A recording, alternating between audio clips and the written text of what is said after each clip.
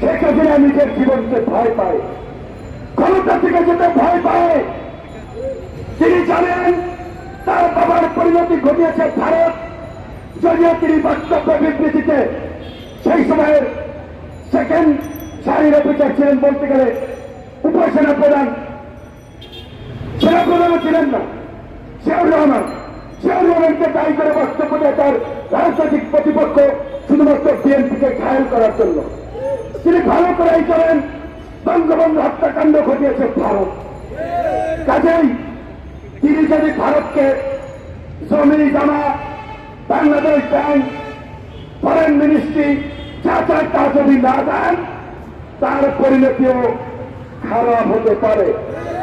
তিনি নিজে ভালো থাকতে, ক্ষমতায় থাকার জন্য বাংলাদেশকে জাহান্নাম বানিয়ে ভারতীয় রাষ্ট্রে পরিণত করেছেন।